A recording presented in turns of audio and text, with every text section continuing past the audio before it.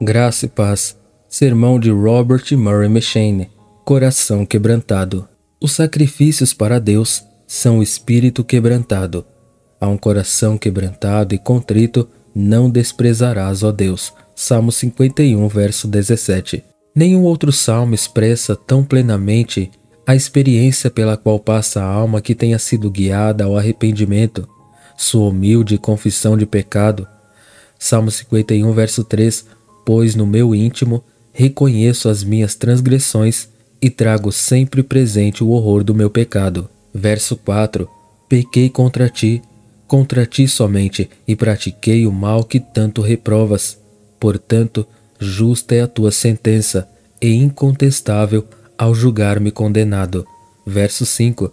Reconheço que sou pecador desde o meu nascimento, sim, desde que me concebeu minha mãe. Expressa seu desejo intenso de ser perdoado pelos méritos do sangue de Cristo. Verso 7. Portanto, purifica-me com o hisopo e ficarei limpo. Lava-me e mais branco do que a neve serei. Expressa sua ansiedade para que o Senhor lhe conceda um coração puro. Verso 10. Ó Deus meu, cria em mim um coração puro e renova dentro de mim um espírito inabalável. Expressa sua vontade de oferecer, de render algo a Deus por todos os seus benefícios. O salmista disse que ele ensinará aos prevaricadores o caminho de Deus. Disse que seus lábios, pela graça de Deus, se abrirão para proclamar os louvores de Deus. Manifesta que oferecerá a Deus um espírito quebrantado e contrito. Verso 16. Não te deleitas em sacrifícios, nem te comprazes em oferendas, pois se assim fosse, eu os ofereceria. Verso 17. O verdadeiro e aceitável sacrifício ao Eterno é o coração contrito. Um coração quebrantado e arrependido jamais será desprezado por Deus. Chega a dizer que, do mesmo modo que ofereceu, segundo os ritos mosaicos, numerosos cordeiros imolados ou ações de graças a Deus, também agora oferecerá a Deus como um cordeiro imolado seu coração quebrantado. Cada um de vocês que encontraram o mesmo perdão de Deus chegaram no passado à mesma resolução, a saber, oferecer a Deus um coração quebrantado, o qual novamente será grato fazer hoje. Primeiro, o coração natural é um coração não ferido e nem quebrantado. A lei de Deus, suas misericórdias, as aflições que acontecem, não quebrantam o coração natural. Ele ouve falar da lei de Deus e de sua misericórdia e continua impassível. É mais duro que uma pedra. Não há no universo algo tão duro. Ouve-me, duros de coração, que estais longe da justiça. Isaías 46:12. Nós já percorremos a terra, e eis que toda a terra está tranquila e quieta. Zacarias 1:11. E há de ser que naquele tempo esquadrinharei a Jerusalém com lanternas e castigarei os homens que se espessam como a borra do vinho. Sofonias 1:12. Endureceram suas faces mais do que uma rocha, não quiseram voltar. Jeremias 5:3. Levantai-vos, mulheres, que estáis sossegadas. Isaías 32, 9-11. Por quê? Por que o coração natural é tão duro? Primeiro, porque há um véu sobre ele. Porque o coração do homem natural se encontra coberto por um véu espesso. Não creem na Bíblia, nem no rigor da lei, nem na ira que há de vir, pois um trágico véu cobre seus olhos. Segundo, porque Satanás é o dono do coração natural. Satanás arrebata a semente, quando esta é semeada no coração natural, tão rapidamente quanto pode. Terceiro, porque o homem natural está morto em delitos e pecados. Os mortos não ouvem, não sentem, carecem de sentimentos e de sensibilidade. Quarto, porque construiu uma barreira de despreocupação que lhe resultará ser algo mortal. O coração natural confia muito em qualquer refúgio falso, refúgio de mentira.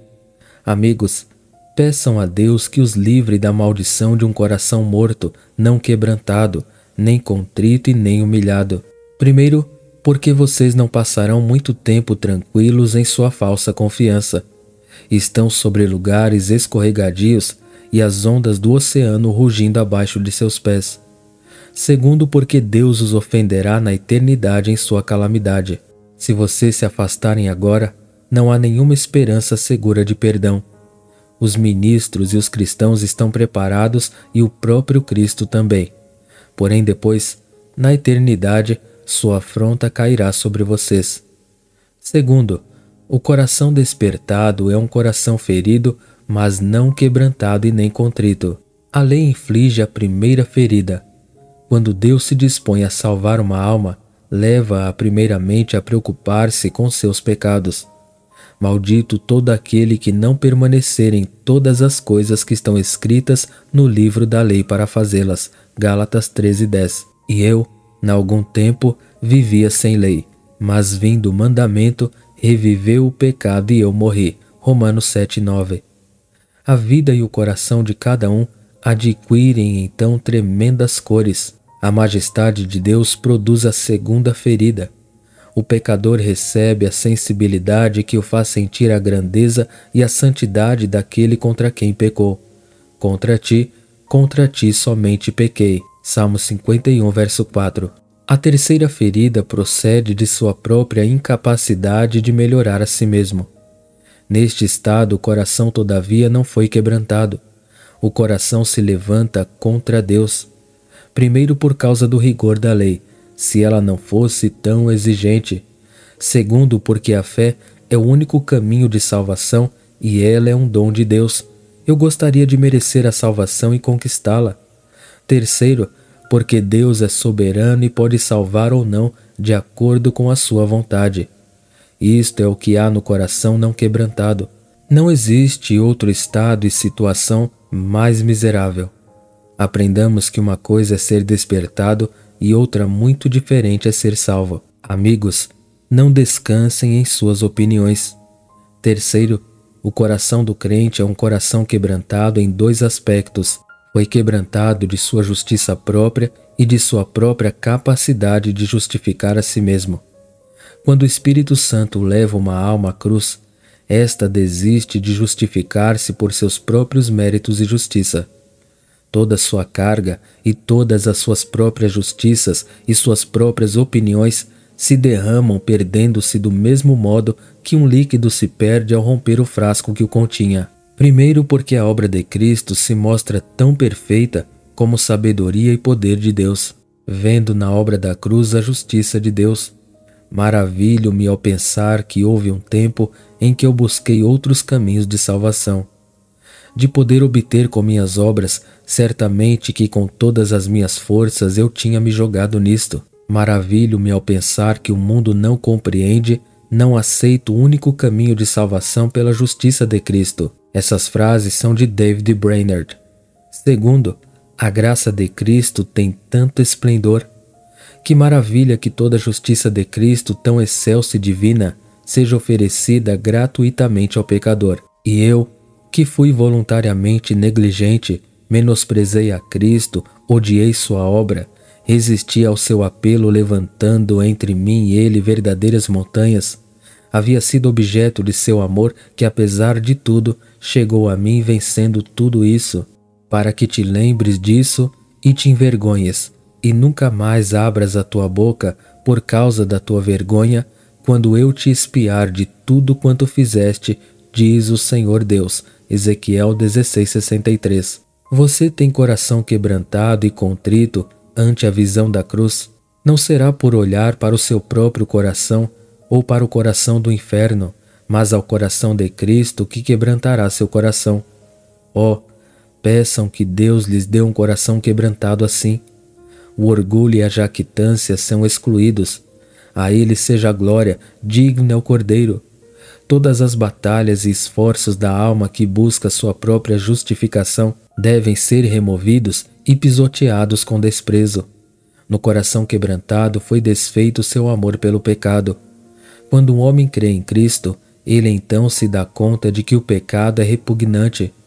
Primeiro, porque o pecado causa separação de Deus, abre entre Deus e ele uma grande fenda e arrasta o homem à condenação do inferno. Segundo, porque ele levou Cristo à cruz, o Senhor da glória. porque o pecado foi um grande fardo que pairava sobre sua alma, que o fez suar, sangrar e morrer. Terceiro, porque é a praga do coração de Cristo agora. Toda a minha infelicidade e miséria é que sou um pecador.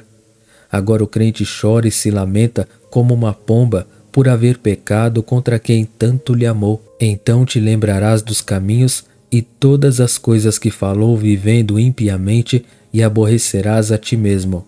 Quarto, as vantagens de um coração quebrantado.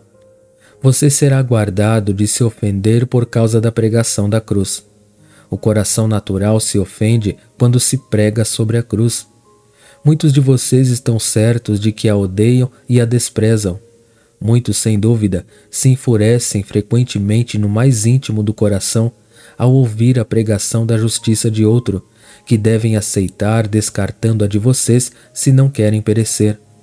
Muitos, sem dúvida, abandonaram esta igreja por causa de tal pregação, e muitos mais, sem dúvida, seguiram o mesmo caminho. O escândalo e a ofensa da cruz não terminaram. Por outro lado, amados, o coração quebrantado não pode ofender-se de tal pregação.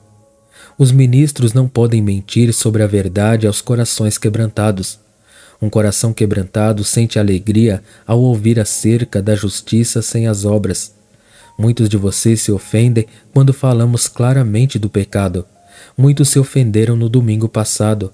Porém, o coração quebrantado e contrito não se ofende porque odeia o pecado mais que os próprios ministros o odeiam. Há muitos como os adoradores de Baal.